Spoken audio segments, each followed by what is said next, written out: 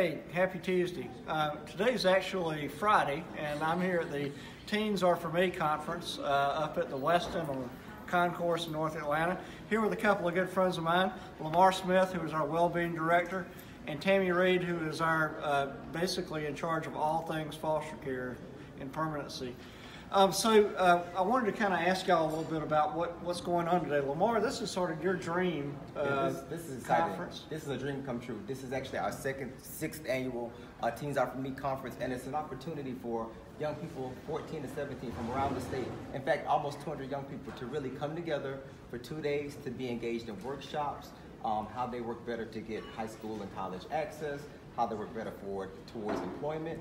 But then also what's really unique about Teens Are For Me is that day one is actually for practitioners. Okay. And so it's for all those case managers, CASAs, and other community partners that support the lives of our adolescents in foster care. About how many children in between, say, 14 and 21 do we have in care? Oh, close to about 5,000 young people in care, Tom. Wow, that Yes. age group. Yeah. So that's a lot of them, and I know that all of them need to be, between the time they're 14 and 17, we've got to prepare them for adult life.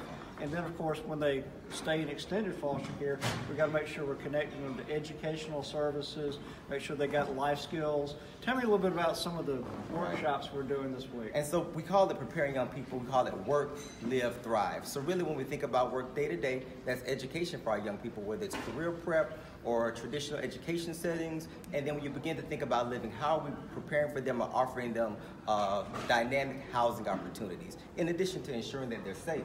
Yeah. And then finally, when you talk about thrive, who am I connected to? Does everybody have a Tom in their life? You know, those types of things. So it's really like IOP workshops on steroids.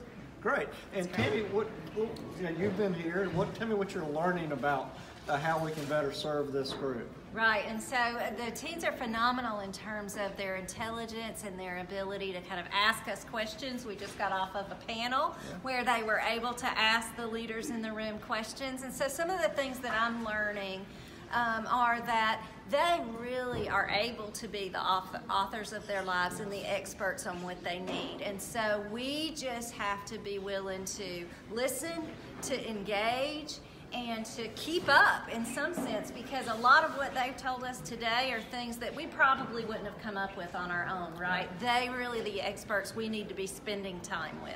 Okay. Well, thanks, y'all. Of course, it is Tuesday, which means it's election day, so if you haven't voted, please go out and do that.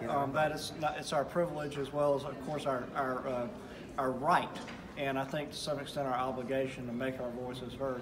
Really want to thank all of you who are working with the DSNAP program, getting those benefits out. We're preparing to roll out this week to all those families in South Georgia that have been so affected. Just want to thank everybody again for the hard work you do in this agency. I know I've got an 18-year-old who's still at home. He's still in high school, and I know that this is really such a formative age that we've really got to prepare these young people to make sure they're connected to people in their lives, to make sure they're getting education, and really make sure they can become who God wants them to become and the people they're intended to be. So thanks all of you who work both in this field and of course all of those who work with us out on the front lines every day. See y'all next week. Thank you.